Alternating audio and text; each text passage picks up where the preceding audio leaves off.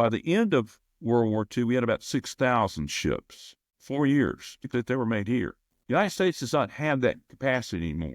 People's Republic of China can build more ships in 1 month than the United States can build in a year.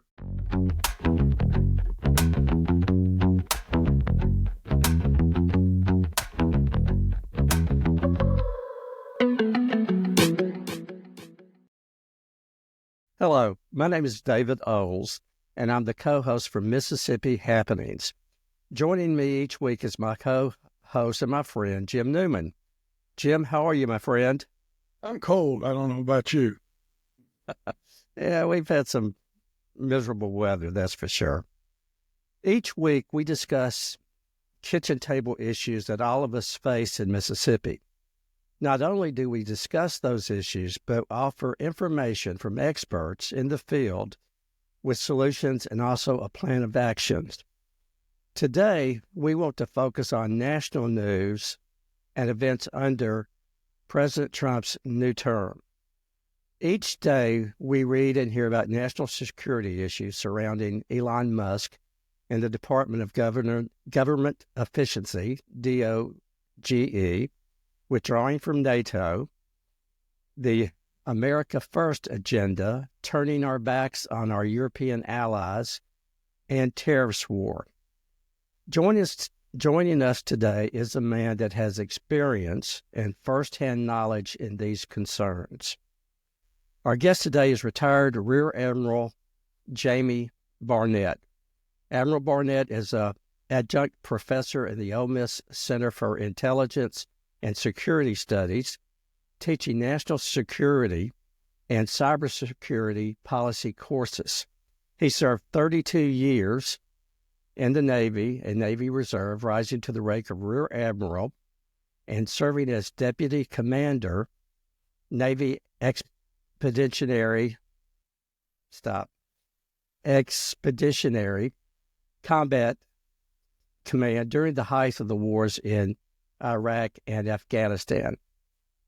His first flag assignment was Director of Navy Education and Training at the Pentagon.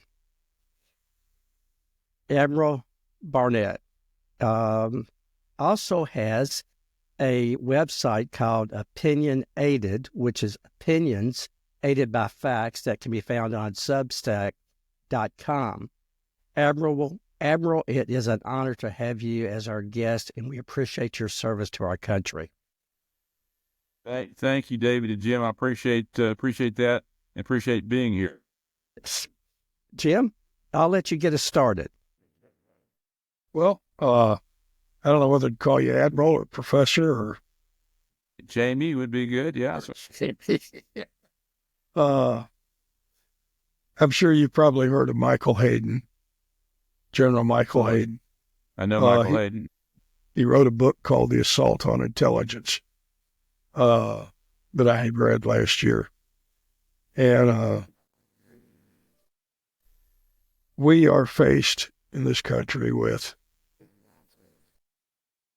what I just call it like I see it, outright lies with no factual basis. And trying to tell what is fact and what is not has become a real issue for the average citizen these days. I was talking with Julian Carroll this morning, Senator Wicker's man here in Tupelo, and he was mentioning that Facebook was kind of really beating up on Senator Wicker's position regarding the Ukraine and some of the things he said. But the thing that interested me was he said, it's hard to tell. They probably are Russian bots. What are Russian bots? So, and I'll just say botnets in general. So the term comes from a robot network, and anybody's computer, anybody's telephone may actually be part of that. It's not like they're in Russia. When you get an email that's been forwarded for 3 times and you click on a link, that actually may be downloading botnet malware onto your computer that operates in the background without your knowledge. And first you get 100, then 1,000, then millions of these are operating around the world. And they've also started infecting not only laptops, but servers. I mean, there's some company servers that are now part of that network. And they can do a couple of things. The first way that a lot of people came to know about botnets is that they can be part of a distributed denial of service, DDoS attack, where you have just millions of inquiries into a website. It just shuts it down. And you've seen this over in Europe. There was one in Estonia, hit the Estonian banks. I want to say in the early 2000s, the Russians hit it. You know, the Russians were upset that Estonia moved a Russian monument from a graveyard, and they just started assaulting their financial sector. So that's one way that botnets can go. But the other way that botnets can happen is there's a group called the Internet Research Group in St. Petersburg, Russia. And we know where it is. We know what the building looks like. And they continually are researching and developing fake news that infuriates different segments of the American public. And they do this for other countries as well. And then what they can do is set up fake news site. And, you know, it might be like, instead of being CNN.com, it might be CNN.com or CNN News. It's what's called squatting. You know, it's basically website squatting. It looks like a regular news organization. They put a fake news article on it, and then they use these botnets to spread it around on social media.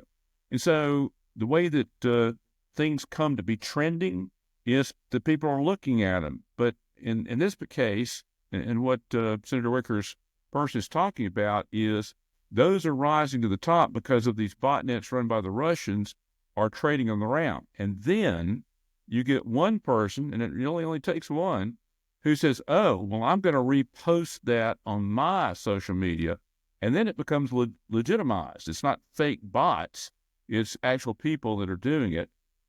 And this is one of the reasons why we see sometimes even members of Congress repeating Russian talking points on the floor of the House and the Senate. And we've had the Republican head of the Intel Committee, House Intel Committee, that's complained about it. And so one of the problems that we have in today's information world, so the information age, it's the paradox that we have more information available than ever, and yet people are less informed. And the reason is that, and I'll put it left, right, center, we all have a tendency to devolve into a news and facts, basically echo chamber. We're not looking across things. We don't have Walter Cronkite that's talking to everybody, Huntley and Brinkley anymore. With cable news going down, newspapers going away, there's not a common American forum for discussion anymore. And so it's one of the reasons I'm really glad that you're doing this. I hope you can reach across political divides to where we can discuss actual facts. But as long as we have to understand that we're under assault by the Russians with various fake newses that are designed to anger us and to get our ire up. And anytime that an American feels like, oh, well, this makes me mad, we ought to be careful and make sure we check the source. And checking the source is a problem a lot of times because you can't find it. That's true. And unfortunately for the United States and the world, Mark Zuckerberg has opted to end his fact-checking. There are some great fact-checking organizations out there. There is an international fact-checking standard of conduct. One of those is the Washington Post fact-checker. There's PolitiFact. There's NewsGuard. But Zuckerberg and others have chosen to not do that anymore. Elon Musk with X chose not to do it. He's gotten rid of his fact checkers, and consequently, it relies on people in the comment section say, "Well, that's not so." Well, that's why people say that you can one fake news article, one disinformation article can go around the world 6 times before the actual news can get out there. One of the things I heard this morning on MSNBC, they were interviewing the chairman of Oracle, and she was talking about the cloud, and she was talking about that it could be a group, it could be a business, and she went so far as to say that it could be isolated to a small group such as a ship, where the cloud is secure and only the ship has access to that cloud. Is our Navy up to all of this AI stuff nowadays that is coming about? So if we're talking about the cloud, and I'll set AI aside for just a second. It used to be that our warriors and strategists used to talk about how we would make, our weapons and sensors would make war on their weapons and sensors.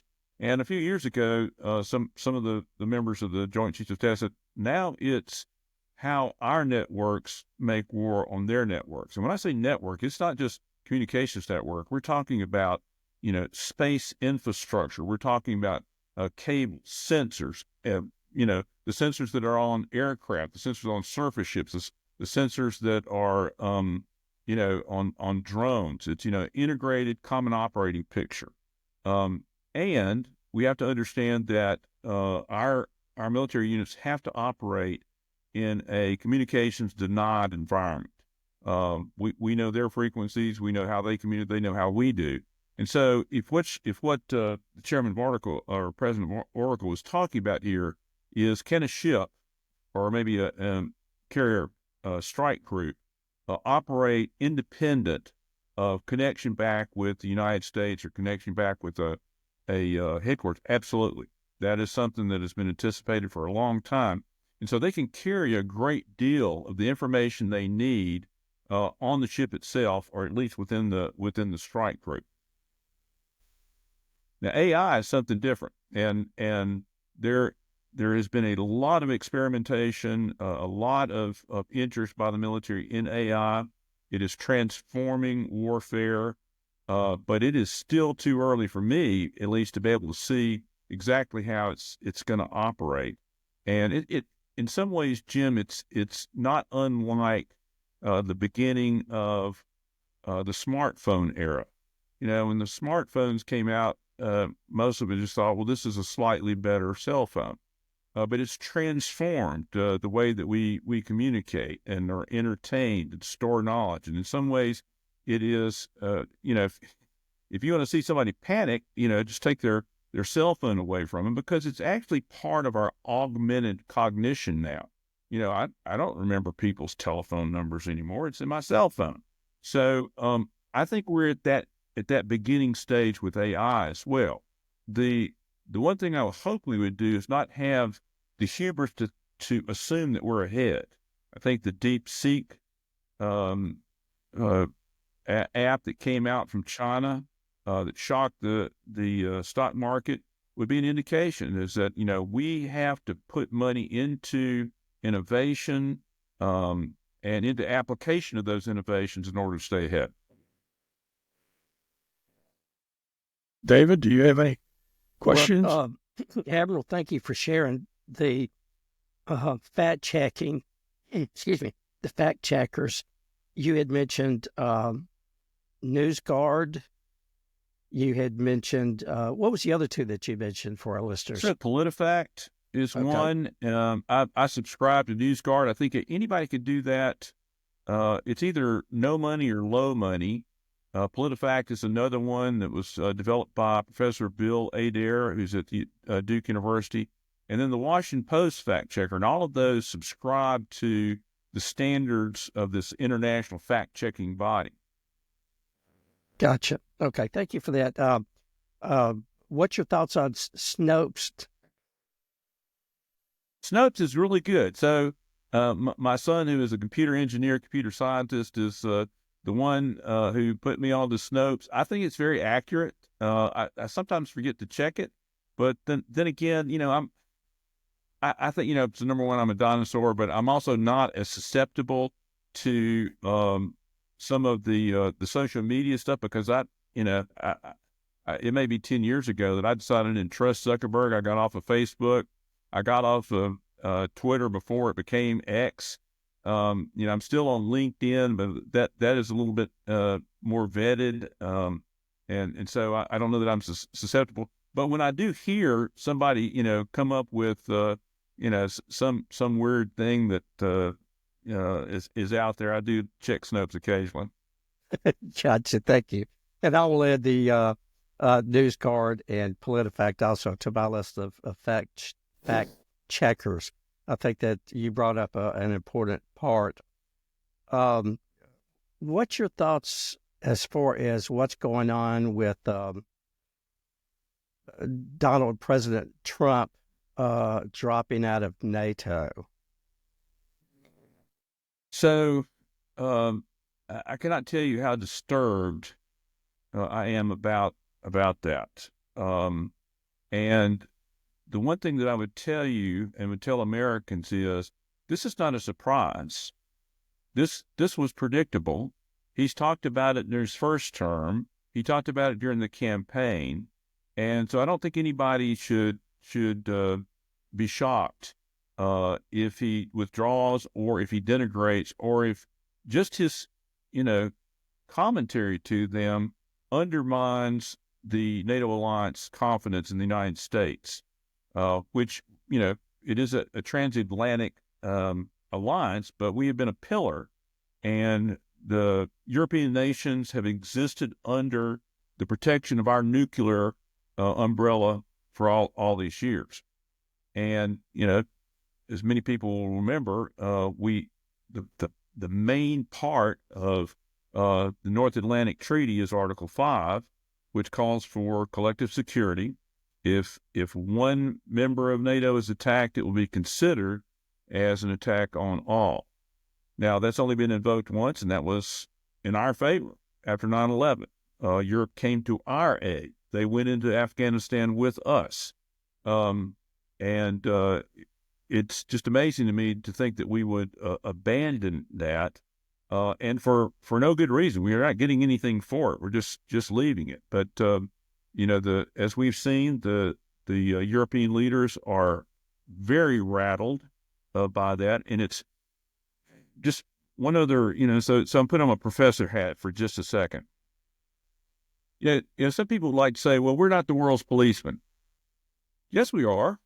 We took on that role even before the end of World War II.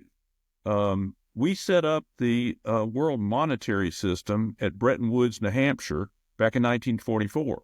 And to have that work, you had to make sure that people were going to follow the rules, that they weren't stealing from each other. There wasn't piracy. And so, there was only one Navy that really could project force, one military force that could project around the world, and that was the United States. And that's what's happened. And that's why we've called it the Pax Americana. Now, we've been a superpower really since World War II, and we've been the sole superpower since the fall of the Soviet Union in the 89 timeframe. And I'm afraid that has led to a lot of American complacency. There may be some feeling of entitlement that we will always be a superpower, and that is not true. The assessment of our intelligence community and of the last national security strategy is that we are in the post-Cold War era. In other words, the post-Cold War is over, and we are back to a major power competition. Well, there are a lot of Americans who don't remember what that was like. And the fact of the matter is that we had to invest in our national security in a way that we haven't had to in the last 30 years. And Mississippi Senator Roger Wicker issued a report last summer. And while I don't always agree with everything he does, I agreed with this. He noted that, we need to we don't need to cut defense spending. We need to increase it. We spent 20 years in Iraq and Afghanistan, and we put trillions of dollars into the deserts of Iraq and the mountains of Afghanistan. And what did we get for that? Did we get more national security? Did we get more global stability for that? We didn't. The war in Iraq was a mistake. I admire and applaud the service of our service members who served there. They did so honorably, but it was a political decision that should not have been made. And we took our eyes off the ball in Afghanistan, and we actually couldn't articulate a reason why we were there after we defeated Al-Qaeda. But we spent millions of dollars in there, billions, trillions of dollars there, and what did that money not go to? It didn't go to refreshing and upgrading our Air Force, renewing and expanding our Navy, making sure that our Army recruiting was on track. And so we've got a deficit right now that concerns me. And there's I don't actually know who said this, but an adage that, don't go to war if you don't have to. We violated that a couple of times. If you do have to go to war, don't go alone. Make sure you got your allies. And whatever you do, don't go for long. So we've gone alone, and we don't need to dismiss our alliances right now. It's the worst thing that we could do. And Jim and David, one of the things that I'm concerned about is like, okay, we're out of NATO, and people say, okay, look around for what bad happens. It won't happen right away. But we will start noticing that countries are not doing what we want to, not cooperating with us, and things are not going our way. And it would take a long time, if ever, to rebuild those. Yeah, you've mentioned a couple of times the size of the Navy. And I'm wondering now, we've got, 200 plus ships? And isn't the general consensus that we need somewhere 300 plus? Yeah, we need about 355 ships, and we need a different mix. One of the things that's happened over the course of the 21st century is the stalwart of American sea power, the aircraft carrier, has changed. And just like as going into World War II, the Navy felt like the battleship was going to be the most important aspect, but it turned out to be the aircraft carrier. The aircraft carrier has been a tremendous force for projecting force, and it will continue to be for some time. But there's something different now, and that is that with supersonic missiles, which China, the People's Republic of China, has invested in greatly, and also the aircraft that can deliver them, the ability for our aircraft carriers to get close enough to have an effect means it brings it within something called the weapons engagement zone, the WEZ. And so for us to endanger one of our aircraft carriers, more than one of our aircraft carriers, by putting it in the weapons engagement zone means that we could lose one of the 11 that we have. Well, if you lose one aircraft carrier, if you only have 11, that's a strategic event.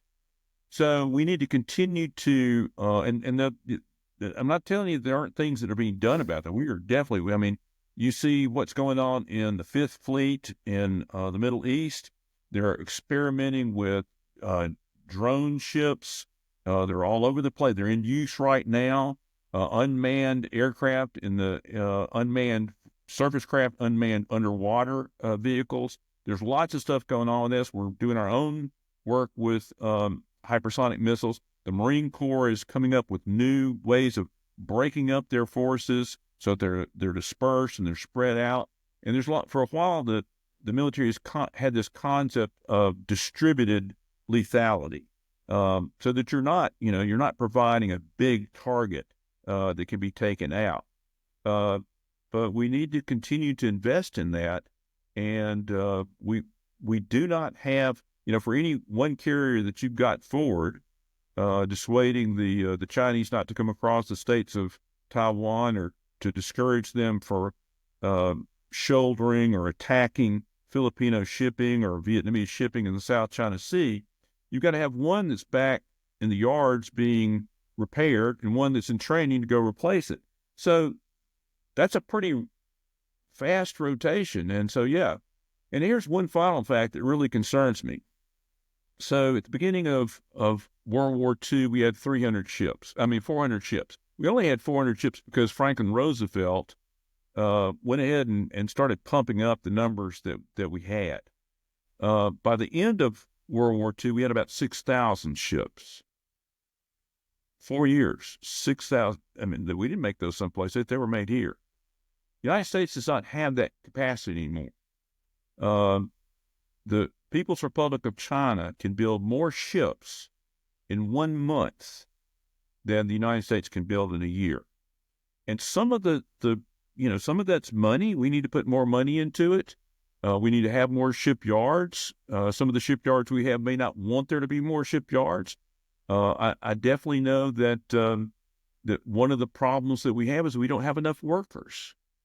And so Ingle Shipyard, Huntington Ingle Shipyard in Pascagoula, Mississippi, they could run another shift, but they don't have the people. It's highly skilled people. And so where are they running 3 shifts? Well, they're running 3 shifts in South Korea, which is one of the best and biggest shipbuilders right now in the world. You know where they're getting their workers? Malaysia. They're importing them. So our immigration laws, are actually hurting our own national defense. So it may blow people's minds to think that we need to actually do immigration reform in order to get the workers that we can have to do welding, the high pressure welding and things that we need to do. But that's the way that we need to think about it. That's quite frightening, as you just mentioned, that China can build more ships in 1 month than we can in a year. That's frightening. David, what's frightening is that they are doing it. Right. Gotcha. It's not that they can't, they are. They are doing it. And we're not. And at one time we had 6,000 ships in our fleet. Yeah, by the end of World War II, we had 6,000 ships, and we very quickly, we were fighting two wars. Really, it was the Pacific War and the one in the Atlantic and Mediterranean, and all of it. The Army was depending on landing craft and the delivery of supplies and things like that. So after that was over, we could draw back a whole lot. And we don't want a Navy with 6,000 ships. There's not really a need for it. With the weapons and sensors that we have much longer reach now. But we do need to have more. And for a long time, our military budget has been coming down. It actually goes up, but as a percentage, it has been going down for years, and we need a plus up on the top line and an impetus. And I'll have to tell you, I think that Senator Wicker is in a good position to promote that. We've had a great tradition in Mississippi of support for the military. There, as you know, a lot of people from the South and specifically from Mississippi go into the military. We have 4 military bases here. We have over 90 National Guard units around the state. And so this is important to Mississippians. I think Mississippians understand the importance of our alliances. And I definitely hope that they're not falling into the Russian propaganda trap of somehow thinking that we shouldn't be involved in Europe. So I have to tell you something. There's one aspect of the America First phrase that makes me think we may end up being America alone. And that is not a situation we want to be in. Thank you for that. Speaking of Senator Wicker, the other day he kind of possibly broke ties with President Trump when he called Putin a war criminal. What's your thoughts about that? Yeah, I was very proud of Senator Wicker on that. You know, I raised my children over in Tupelo. They all went to school with Gail and Roger Wicker's children. We've not always had the same political beliefs, but I will tell you, he occupies a good position right now. He just got reelected. He can speak his mind and not worried about getting primaried by somebody who may not have the same views. But he spoke absolute truth. He remember the question he was asked: do you trust Putin? No. He was immediate. He didn't have to think about it. And that has been the assessment of intel and national security strategists since World War II, is that you cannot trust the Russians. They are not going to do things for your benefit. You can't trust them in the alliance. And we found that over the years. We couldn't trust them on arms control. We couldn't trust them on anything. And they have, we talk about them trying to undermine our elections. Well, yeah, but I mean, that was only in addition to all the other stuff. And it's not just us. They try to undermine every country. Yep. They want to subvert them. And it was what the whole policy of containment was. So when he said, no, I don't trust him, he's exactly right. And it's based on hard evidence. And he said he's a war criminal, and he has. I mean, Putin is a war criminal. He has been indicted by the international criminal courts. And that's why you're not going to see him in the United States anytime soon, or some in Western Europe, because he could get arrested. Now, maybe not the United States now, but so I was very proud of Senator Wicker. And I'll have to tell you, I mean, there are members of his party that could have spoken up earlier that might have avoided some of this, but I'm very proud, and this is what I think. I know y'all are all about action. Everybody loves to call their senator and member of Congress to complain about something. But I hope people will call Senator Wicker's office and call the members of Congress and say, we want strong alliances. We support NATO. And because just like you mentioned, he's going to get criticism from the other side on that. And maybe it's botnets, and maybe it's, people who just want to follow whatever the president says about Ukraine. But there's one thing that I can promise you, is that if we bolster our NATO alliances, our friendships around the world, then we're going to avoid sending Mississippi service members into a war sometime down the line. And that's what Mississippians can do for national security, and Mississippians can do for Mississippians. Goes back to what I think it was Roosevelt about: speak softly and carry a big stick. Yeah, the first Roosevelt. That's right. First Roosevelt, yes. Teddy, what's your thoughts regarding the United States and Russia talking about Ukraine without the presence of Ukraine? Yeah, so I heard this repeated on the news the other day. But if you don't have a seat at the table, it probably means you're on the menu, and that sounds very much like other instances in history. Soviet Russia meeting with Nazi Germany and deciding how to divide up Poland. It sounds like the Trump administration, meeting with the Taliban without including the Afghani government that the United States had tried to set up. It's not diplomacy. And I have to tell you, just the beginning talk of it, we have Russia under sanctions, some of the heaviest sanctions in the world. And it's not just us. There are other countries that we encourage to enter into those sanctions. So just the fact that they're kind of shoving that off is a breach of what I would call normal diplomatic protocols. ill-advised not to go into it. And Senator Ricker's mentioned some rookie mistakes that are being made where they're actually taking bargaining chips and just giving them away before you even get to a bargaining position. So I think it's ill-advised. They should include Afghanistan.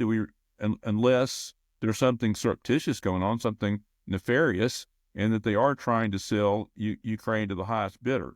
So I'm hoping that as they move forward, that Secretary Rubio will be inclusive in the discussions for actually, seeking some type of reasonable settlement or ceasefire or something.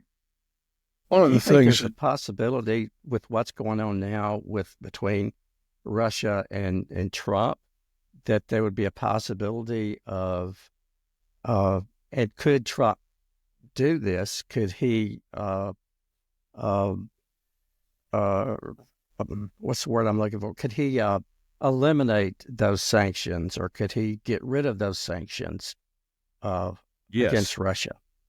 Yes, he can. He can lift a lot of those sanctions by presidential order, and quite frankly, if he goes to Congress, he might be able to get them to reduce some of the others on that.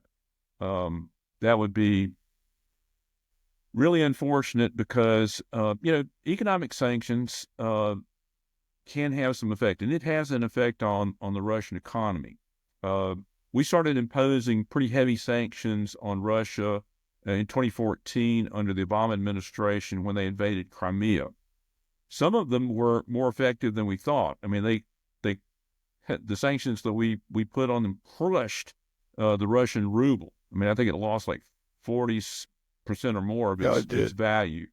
And I don't know that we intended to punish Putin and the oligarchs, not the Russian people.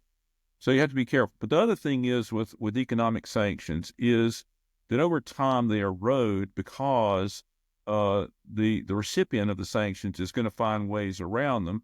And, the people imposing the sanctions sometimes get tired of it or lose focus or things like that. So for America to say we're going to lift them, I think means that Russia will not have sanctions anymore. And it'll be back to business as normal. And what that means is that, once again, Russia can take what it wants from its neighbors. And, the Russian people may have paid a price, but I don't think Vladimir Putin's even gotten a hangnail out of it. One of the things that you mentioned in negotiations, it seems to me, and it's been my thought for many years, that the United States is behind in not having diplomats. We tend to, every time we have a new president, we tend to have ambassadors go to various countries, a lot of times depending on how much money they donated to the campaign, etc.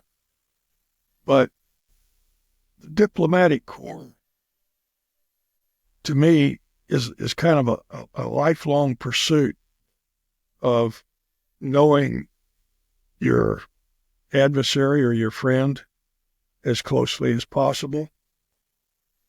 And when it comes time to negotiate, it's not like Senator Rubio going over to Saudi Arabia, got no experience in international relations and negotiations and all of that. And here we've got diplomats that have got that experience. And it seems to me we don't listen to them. Jim, you're exactly right. There is this concept I think that Americans have is that anybody can do this. I had my wife was a school teacher, and I remember her basically saying, "Well, it seems like everybody's an expert on education because they went to school." So and I'm on Senator Rubio, at least he's had a lot of foreign affairs experience in the Senate, and so you've seen his past statements that he seems to be walking back now that he's part of the Trump administration. But I do think he's got the capability. But I do think that there is a lack of appreciation for our Foreign Service Corps. And we saw it the first time during the first Trump administration when he was getting rid of top people left and right. So the equivalents of 3- and 4-star generals in our Foreign Service Corps, people who were expert, who built a career under understanding, the flows of money, in terrorist networks, or understanding, the dynamic of ethnicities within the Middle East and how that affects it. To get rid of those, you can't just go to industry and hire one of those folks. And so that would be an indication that we devalue that. The other thing is, and I'm part of a group of retired generals and admirals that advocated for more money for the Department of State. I think there's only about 30,000 people in the Department of Defense. I'm not sure if that maybe includes some foreign nationals that we hire at embassies for security and other things like that. That's tiny compared for instance, our military. And we need to bolster that up. I mean, yeah, we're a big, powerful Navy, a big, powerful military, but we don't want to use our military. I think it was Eisenhower or somebody else said that, the reason you want to have a military is so that you don't have to use it. And the way that you not use it is you start with diplomacy, and it's not a pickup game. So I know, it's the American system to, have a few people that get ambassadorships based on their contributions. Typically, our most important one, okay, so you go to you're ambassador to the British Virgin Islands or something like that. You're, ambassador to Belize or something like that. But when you've got people that really have no experience that are going to some of our major allies, that may be of concern. We need to understand and promote the concept and increase the ability of our diplomatic corps. I'm interested in what you're teaching over at Ole Miss, the department. Is it the Department of Intelligence or yes? What is the it? University of Mississippi, about 13 years ago, a former intelligence officer helped found the Center for Intelligence and Security Studies, and it became a intelligence community center of academic excellence. And so students that come here, they can minor in intelligence studies, and then they go off to a career in the intelligence services. And that would include FBI, Naval Intelligence, CIA, Defense Intelligence Agency, any of the other ones that are like our Space Intelligence, National Reconnaissance Agency, or the National Geospatial Intelligence Agency. And it's great because what they do is they come back and recruit other Ole Miss students. So I'm very proud that Ole Miss is having such a contribution to our law enforcement and to our intelligence services. And I tell my friends, I'm not part of the intelligence piece of it. I was not an intelligence officer in the military. I was a consumer of intelligence that was developed. So I get to teach national security, and I'm teaching a course called Introduction to Global and National Security, which I thoroughly enjoy, and great students. I have co-taught a cybersecurity policy course in the past, but I'm not doing that right now. That's a frequent term that's used, cybersecurity. Can you explain that? Yeah, so in the past we've had the understandable domains of air, subsurface, surface for our warfare domains. That is expanded now to the space domain, and we now have a space force. And if anybody thinks that we're not talking about Star Trek, but the space infrastructure that we have invisible above our heads is critical to our well-being. If somebody exploded a nuclear weapon in space, or quite frankly just got a big satellite off orbit, it could start something called the Kessler syndrome. It could wreck the infrastructure. And if our satellites go out, it's not just that we don't have intelligence. It also means that our cell phones won't work. Our electrical grid relies on that timing. So that's another domain that we have to protect, and we have And the cybersecurity aspect of it is all things having to do with computer network interactions and security. And the interesting thing about that particular domain is it's not something that the military can put its arms around. It's divided up. I mean, you don't want the military involved in your civilian networks, but you do want them protecting them from foreign actors. And over the years, we finally developed, I think, what is a pretty good regime for that. We have the National Security Agency that's kind of the outward looking. It's the intelligence aspect of our trying to thwart and exploit networks. And then we also have the military aspect of that, which is Cyber Command, U.S. Cyber Command, but all things relating to computer networks and communications. Recently on your website, Opinions Aided by Facts, you wrote an article titled "A Murder on Pennsylvania Avenue Reduces American Global Power." In that article, you talked about USAID, or the U.S. Agency for International Development. Tell us more about that.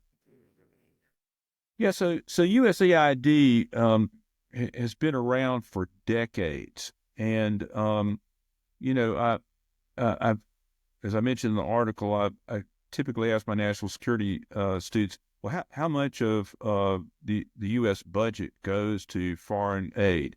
A lot of Americans will answer, well, it must be 20, 25%. Most of my students say, well, 15%. I say, oh, it's lower than that. So 10%, 5%? No, it's about 1%. It's minuscule amount, and yet it has tremendous effect on promoting goodwill, opening up markets, keeping goodwill from going to our adversaries. Part of it is American altruism. We don't want people to die of preventable diseases. We don't want them to starve to death. But we also, we want good to be out there. But beyond altruism, we would like to have influence with those nations.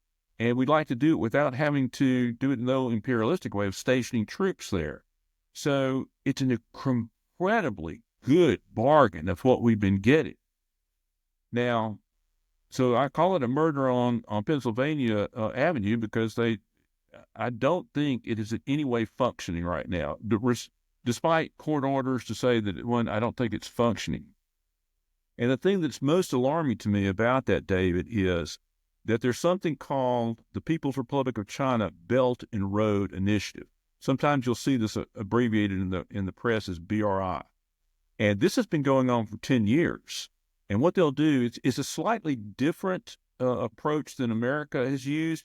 Well, they'll come in and they say, oh, well, you need a new telephone system. We'll build it for you. We'll loan you the money and we'll send you the engineers and we'll build it. And that might be a train system, it might be a transportation system, it might be water systems, any number of things like that. And the difference with the American system is if they can't pay, and sometimes they can't, then all of a sudden China owns them. It's called the debt trap. And what's happening as the United States is abdicating its position of leadership in the world and pulling back all this foreign aid, China we already have the instances where they've come in and said, well, we'll take over that project for you. The Americans are gone. You can't trust them, and we'll take that over. And so it's kind of a double whammy. It's kind of like handing the prize to our adversaries when they were already spending more money around the world than we were. So it's a real tragedy to me. And if it was reversed right this minute, we still would have sustained significant damage because people are not going to trust us, and the damage to Americans is also pretty significant. We've run a lot of American NGOs, so non-governmental organizations that were helping take that aid, and we've got farmers in Iowa with silos full of corn that's rotting, and that they've got debt for doing it. It's just a mess. I think one of the funniest things I've heard lately in the last couple of weeks with Musk was his minions, I'll call them, had found in the USAID group that Reuters news service had gotten several millions of dollars. And they made a big deal out of it. And it was picked up and it was reported. And then after it was dug into, the truth of the matter was it wasn't Reuters news service. It was a company whose name was Thomson Thomson. Reuters. Yeah. Yeah. Thomson Reuters. Yeah. Unrelated to the news organization. Unrelated. So it's dangerous. And well, you're exactly right, Jim. And I have to tell you, Elon Musk doubled down on that. Just the fact that they corrected him on it doesn't mean he doesn't keep repeating it. And they did the same thing with the magazine Politico, right. Yeah, which, quite frankly, is read a lot by a lot of people in Washington. But the political pro aspect is read by a lot of people in business, and that it's just ridiculous. And here's the thing that concerns me about Elon Musk. We've always had a strong tradition of an independent press and media. Sometimes we chafe. We don't like what they say. There can be arguments. There can be lawsuits about it. But it's always been independent. And we do not have a state media the way that Russia or China does. But now we see that outlets are being, persecuted. They're, being Associated Press, which has been around, I think, almost 100 years, being thrown out of the White House. So there's that aspect of it. Now you've got somebody close to the president in the Oval Office with him who has access to over 270 million people who respond to him. And it's not state media, it's state social media. And it's hard to stand up against that. If he decides to go against somebody, it can have an immediate and disastrous effect. And hard for regular media or any other social media to counter it. So I see the willingness to repeat untruths and to use scathing, damaging, disparaging epithets on Twitter, X, is very dangerous. And I have a very simple thing that everybody can do on that. Get off X. I've been off of it for years, and it hadn't hurt me a bit. There are other ways to communicate with folks. I don't personally use Facebook anymore, but I use Facebook. Use something else besides that. And any platform that is promoting things that have been proven to not be true should not be trusted. And that's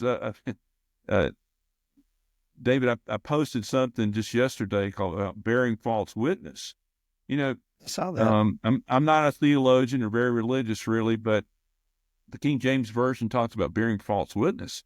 That's more than just lying. I mean, they could have said it a different way. They could have said, "Don't lie," but they said, "Don't bear false witness," which also means accept it. Sustain somebody else lying, and silence in the face of somebody lying that hurts our country, hurts other people, should not be sustained. And it should be called out to no, that's not right. That's why it's one reason why I'm glad that Senator Wicker, they asked him a question that he knew would run afoul of the president. He said, "No, I don't trust Putin." Good. Thank you. Thank you for sharing that. Jim, do you have anything to add as we wind down? I think we could have another podcast. There's plenty to talk about. We really haven't gotten around to talking about security and some of the things that are going on nationally. It's really been a pleasure. When we come back and talk about that, one of the things I'm afraid is they've been holding off, but it now looks like that they're going after our military people in the Department of Defense, and this is one of the alarming things to me is that somehow or another these folks have gotten the idea that our federal workforce, and in my particular case, the defense civilian workforce, are somehow fat, unnecessary, slothful, unresponsive. And I would tell you from personal experience, nothing could be further from the truth. The people that work for our Department of Defense in civilian clothes are dedicated. They have probably passed up more money going to do something else in the civilian world. Why do they do that? Because they're doing something that they feel is important, has meaning to them. And the other thing is, certainly for our people in uniform, but also for our people that serve in civilian roles, sometimes they're not easily replaceable. Sometimes you have to grow them. And when you are now dismissing people at the top, so you're getting rid of a lot of experience up there, and you're getting rid of your probationary folks, the new hires, so you're getting rid of your seed corn. They are going to do something that will affect us for a long, long time. It's not like firing the people who are, experts in bird flu, and they say, "Oh, come back." If you're doing that, you're damaging our Department of Defense for now and for years to come. Thank you for that. Thank you for that. And Admiral, please, we'd love to have you back, and we could spend more time. And as we know, what's going on today is going to be changed tomorrow, or going to be worse tomorrow and the months after that. So we do appreciate that. To our viewers, if you've got any questions, comments, suggestions, or topics, please send us an email at mshappenings1@gmail.com. That's mshappenings and the number 1@gmail.com. Also, at the bottom of your screen, you will see a link to Admiral Barnett's website, Opinions Aided by Facts, and that's Jamie Barnett 76.substacks.com. Admiral, once again, thank you so much for being with us. We learned so much about what's going on. Thank you for your service to our country, and thank you for being with us today. Thanks, David. Thanks, Jim. Thank you. And also, one of the things that that we say at the close of every podcast, may we never become indifferent to the suffering of others. So thank you, guys. Good to see you. And I'm glad you all got the memo of the blue shirts. All right. Thanks, guys. All right. Thanks. Thank you. Have a good one. All right. Thank you.